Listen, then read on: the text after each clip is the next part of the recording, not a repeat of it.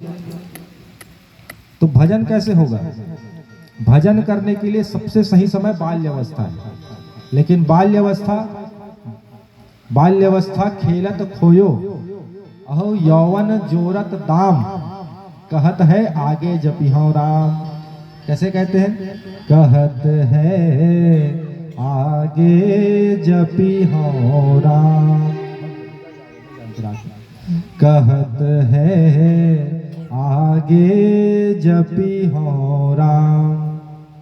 बाल्य अवस्था खेलत खोयो, बाल्य अवस्था खेलत खोयो, यौवन जोरत दाम, कहत है आगे जपिहो राम।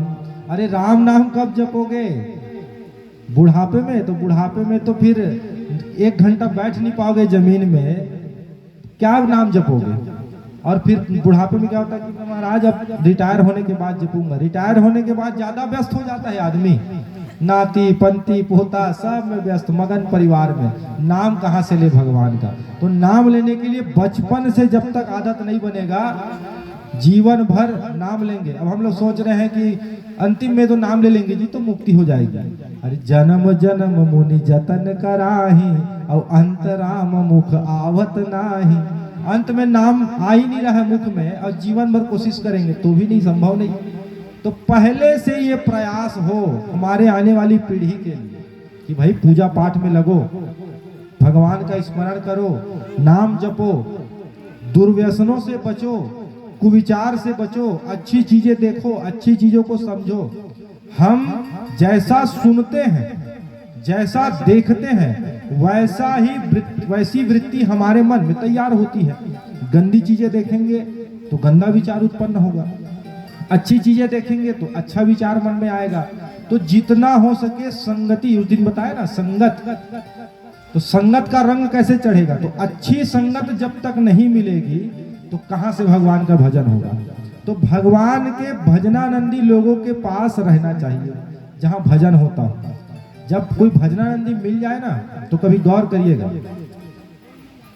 तुलसीदास जी गंगा नदी में स्नान करके जा रहे थे, और सुबह सुबह की बात थी। वहीं पर एक गणिका वेश्या थी, गणिका नहाने जा रही थी। तो तुलसीदास जी राम राम जपते थे निरंतर, अखंड तैल धारावत, जैसे तेल की धारा होती ना, टूटती नहीं है जल्दी, वैसे ही नाम जपते हैं। तुलसीदास जी ने 9 का नाम जपा है। एक 9 का किसको बोलते हैं? 9,99,99,999, ये एक 9 का है। ऐसे ही 9 का नाम जपा, तब रामचरितमानस लिखने का सामर्थ्य आया। और रामचरितमानस लिखने के बाद वो जो सामर्थ्य आया, उससे विनय पत्रिका को लिखा। तो नाम जप की कितनी महिमा है। तुलसीदास जी का जब देखेंगे तो पत्नी के मोह में सांप में चढ़ गए थे, देखे भी होंगे, पढ़े भी होंगे, सुने भी होंगे। लेकिन जब नाम जप चालू किया तो ये सामर्थ्य आया। तुलसीदास जी जब जा रहे थे गंगा के घाट से स्नान करके, तो ऐसे ही बाल को से झड़ा रहे थे पानी में, पानी था सिर में, तो एक बूंद पानी उस गणिका के ऊपर पड़ गया। तो उस गणिका के भीतर नाम जप चालू हो गया, राम राम जपना चालू कर दिया अपने आप। ये भजनानंदियों का प्रभाव है। इसीलिए संगति अच्छे लोग, धोखे से नाम जप चालू हो गया।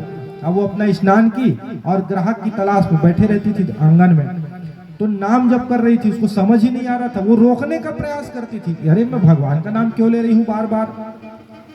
अब लोग आते थे तो उसको देखते थे ये राम राम जप रही है, तो वो भाव नहीं आता था, काम भाव उत्पन्न नहीं होता था, तो वहां से चले जाते थे। जब रात्रि को वो बैठी, आईने के सामने बैठी और देखी अपने आप को, तो अपने आप मेरे भीतर राम नाम जब चालू हो गया। तो उसने सोचा कि अब भगवान ने मुझ पर कृपा कर दी है, तो उसने सब कुछ छोड़ के मीराबाई के जैसे अपने जीवन को गुजार दिया। वो भी जीवन भर राम राम लेके वो भी मुक्त हो गए। तो जितना हो सके हमारी जो संगति है भजनानंदियों के साथ हो, किसी ऐसे व्यक्ति के साथ संगति ना हो जो भगवान से हमको विमुख कर दे। तो संगत बहुत बड़ी चीज है। अच्छे लोगों से सुने, अच्छी अच्छी कथाओं को सुने, अपने बुजुर्गों के पास बैठे। बुजुर्ग लोग बहुत अच्छी अच्छी बातें बताते हैं, उनसे ज्ञान की वृद्धि होती है। पुरानी जो कथा है, जो घटनाएं हैं, अच्छी अच्छी बातों को सीखें। और सबसे बड़ा तो ये मोबाइल है जो दुनिया भर की चीज़ों को दिखाता है, वही बिगाड़ता है बच्चों को। आजकल के छोटे छोटे बच्चे देख देख के बिगड़ रहे हैं। तो जितनी गंदी चीज़ों को देखेंगे वैसी वृत्ति मन में बनते जाएगी और कुविचार बनते जाएगा, और हमारा स्वभाव भी फिर वैसी होता जाएगा। तो उस स्वभाव को रोकने के लिए यह सब आवश्यक है।